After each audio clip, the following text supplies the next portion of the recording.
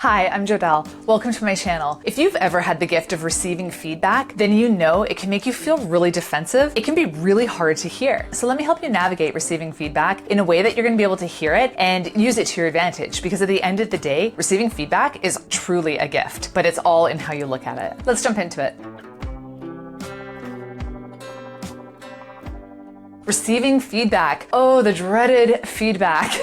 I just received some feedback and it made me feel defensive. It felt like a dig. The only difference is my perception of it. But me getting defensive about it, that just reminded me that it is a skill. It's a skill that you need to build and a muscle that you need to work out. Just because you've mastered a skill once in your life doesn't mean it's always going to be mastered. It's going to come up in different ways. And if you can recognize it and be like, hey, whoa, what's my part in this? Maybe they didn't deliver it well, but you don't have control over that. What you do have control over is the way that you react to it. When you receive feedback, don't internalize. It's not about you personally. It's about their perception of you. And that's totally contingent on them and the way that they read your body language, the tone of your voice. So basically everything you're saying and not saying, they're building a perception of you that may or may not be true to who you are as a person and what your values and morals are. So don't internalize, as hard as it is. Assume all feedback is true and valid, because it will all challenge you. You'll only be better. If somebody tells you that you're impatient, well then work on it. I mean, you might have worked on it a ton, and I use patience because this is something I've worked on, but you may have worked on it a ton over your life and you may be so much better than what you were. But in that moment with that person, maybe you did come across as impatient, or maybe you're impatient with them. So hearing that, whether it's true or not for your whole life, if you work on it,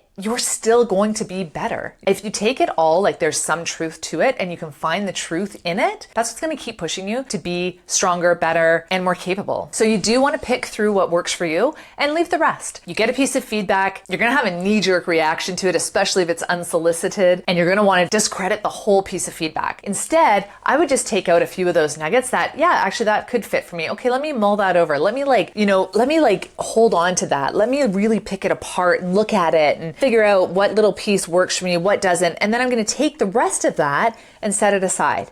I'm not going to wear it. I'm not going to internalize it. I'm just going to have the couple little pieces that I think fit really well and that I want to work on and that challenged me a little. So one of the kinds of feedback that you are going to get that I just mentioned is unsolicited feedback. That's when somebody's going to give you their opinion, veiled as feedback, and you are going to want to just take a pause. Just pause.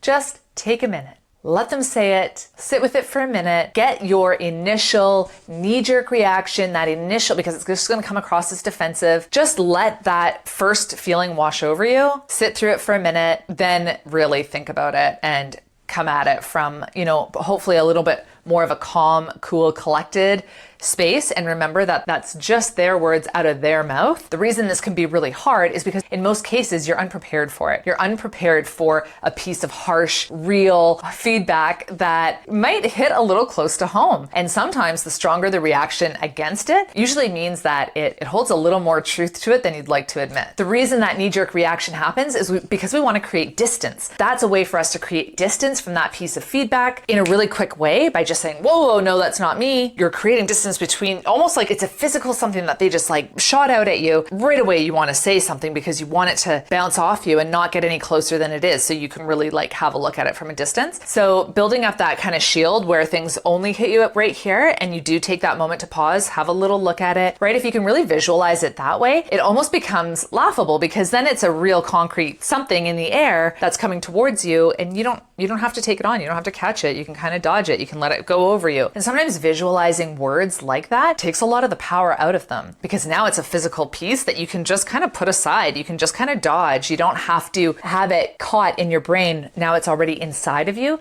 If you visualize it, it's outside of you, and so you haven't internalized it. So if you do have the chance to receive feedback, do grab it. It is a massive gift. It's especially great if you've asked somebody for feedback and they're willing to give it to you. So when you're at that point and you are in a position where you're going to be receiving feedback, now it could be from your boss, it could be from your friend, it could could be from a mentor. You want to make sure that you stay open-minded. Give them the space to say everything they want to say. Ask them questions, encourage them for more, ask for clarification. This shows that you're engaged and that you're really trying to understand what they're telling you. And it will encourage them to want to share more, and you'll probably get better pieces of feedback. They might even give you some feedback and kind of think, that didn't really actually fit right. That's not really what I wanted to say. But if you react to it, you're going to get them on the defensive now because they said the wrong thing, and it's just going to fall apart, right? And then now nobody's learning. So be really open-minded, give them the space to say the wrong thing and then maybe correct themselves and say it in a way that hits the target. Another thing that's really great about feedback is that you're looking for patterns. So if you keep hearing the same thing from multiple people, that's definitely something you want to look at. If you keep hearing that you're impatient or that you speak really fast, different nuances of the same thing, that's something that is interesting to look at. Maybe it's your articulation.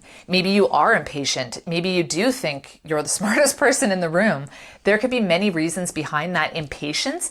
And so you want to really mull it over and look at it from so many different sides. And this is where you make those connections that if you're hearing you're impatient, if you're hearing that you speak fast, if you don't let people finish their sentences, those are all the same thing that they're telling you. And so it's just in a different way. So getting feedback from different people, you're going to start seeing these patterns and start making connections and really start making change in your behaviors. The other thing when you're receiving feedback is you want to consider the source.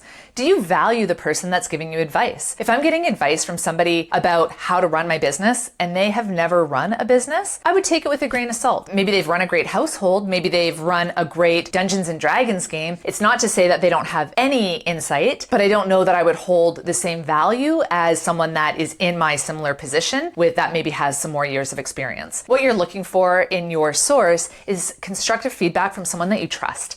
And that's really the best thing that you're looking for. The last piece about receiving feedback is make sure that you thank the person. It can be really scary for the person giving feedback because they're kind of sticking their neck out there. It opens up the opportunity for an argument to happen or a butting of the heads if you disagree with them. So really thank them for trusting you in that process. So that's what I have on receiving feedback. Keep an open mind. Remember that it's a gift. Keep what works. Discard what doesn't. At the end of the day, it's just someone's opinion. It's just their perception of you and what you're giving off. Ultimately, you want perception to match reality. That's the most authentic version of you, and that's what we're all striving for, is for that to be one and the same. Thanks very much for watching. If you like what you see and you want to see more of me, then sub if you love, and I will catch you in another video.